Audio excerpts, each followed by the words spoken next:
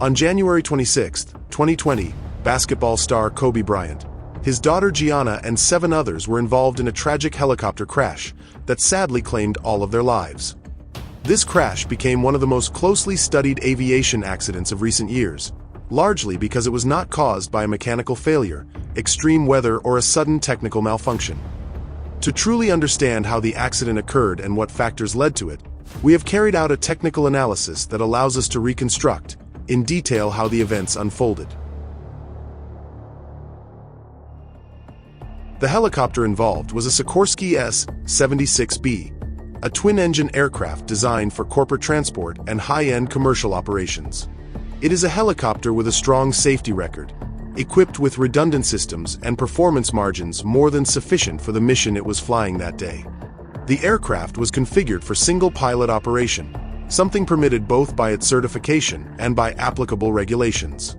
While this is technically legal, operationally it means that all workload falls on one person, especially when flying in degraded weather conditions. The morning of the accident was marked by persistent fog, low cloud ceilings, and variable visibility across much of the Los Angeles metropolitan area. This was not a severe storm or an extreme weather event, but rather marginal conditions that required a cautious approach. The flight was conducted under Visual Flight Rules, VFR, meaning the pilot navigated using external visual references such as the horizon, terrain, and recognizable landmarks. This type of flight requires minimum visibility and cloud clearance. As long as those conditions are met, the flight remains legal. But once they are not, the safety margin disappears very quickly. The helicopter departed at 9:06 a.m. local time from John Wayne Airport, bound for Camarillo. Under normal circumstances, this is a routine and relatively short flight, lasting about 30 minutes. However, while en route, air traffic congestion and weather conditions forced the pilot to fly a holding pattern over the Glendale area between 9:21 and 9:32. During this time, the helicopter remained airborne while the situation and external conditions were assessed. The weather did not improve, but it also did not deteriorate abruptly. Instead, conditions gradually worsened over time. At 9:39, the pilot reported flying at approximately 1,500 feet under VFR conditions. From a regulatory standpoint, the flight was still legal. From an operational standpoint, the margin was narrowing. The terrain around Calabasas is uneven, with hills and elevation changes that further reduce separation between the aircraft and the ground when visibility is limited. 5 minutes later, at 9:44, the pilot announced his intention to climb above a cloud layer, stating he would level off at 4,000 feet. As the climb began, the helicopter entered the clouds, losing external visual references. At that moment, the flight effectively ceased to be VFR, even though it was neither declared nor transitioned to instrument flight rules, where the pilot relies exclusively on cockpit instruments for navigation. Recorded data shows that the helicopter reached approximately 2,370 feet above sea level, but instead of stabilizing, it began a gradual left turn. The turn was not abrupt. It was smooth enough that it did not produce a strong sensation of rotation. From the outside, the helicopter was clearly turning and beginning to descend. Inside the cockpit, the pilot's perception may have been very different. The aircraft entered an increasingly steep descending trajectory, gaining speed as the pilot became disoriented.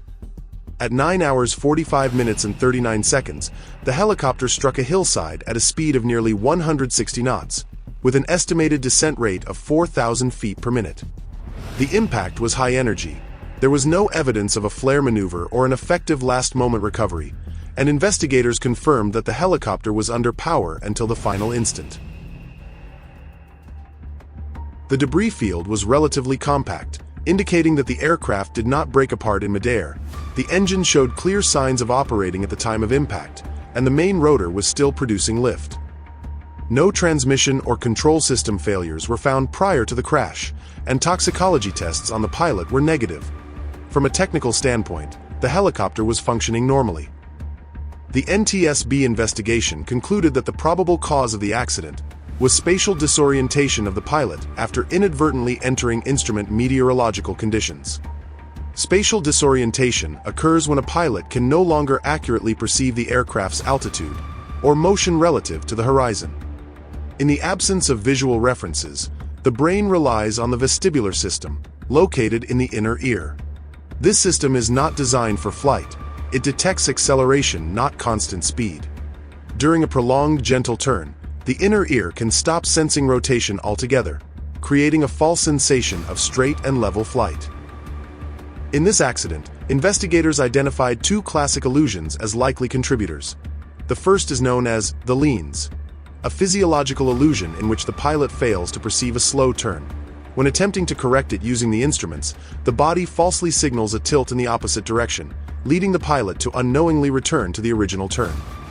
The second possibility is the graveyard spiral, a sustained turning descent in which the pilot no longer senses rotation, and when noticing a loss of altitude, pulls back on the controls. This action increases load factor, tightens the turn, and accelerates the descent instead of stopping it. Another decisive factor in this loss of orientation was plan continuation bias. This is the tendency to continue with the original flight plan even when conditions change, and continuing is no longer the safest option. There was no external pressure from the operator or the passengers. The pressure was self-imposed. The pilot had flown this route many times, the destination was close, and the deterioration of weather conditions was gradual rather than sudden. The crash of the Sikorsky S-76B in Calabasas was not the result of a mechanical failure or an unpredictable event. It was the consequence of a chain of decisions made in degraded visibility, combined with human physiological limitations and a progressive loss of situational awareness. If you enjoy this type of content, I'd really appreciate it if you subscribe to the channel and left me a like. Your support allows me to keep creating these in-depth technical reconstructions, and it also helps you stay up to date with future videos. Before signing off, I'd love to hear your thoughts in the comments, and whether you believe this accident could have been prevented. Thank you for watching. I'll be reading your comments and I'll see you in the next video.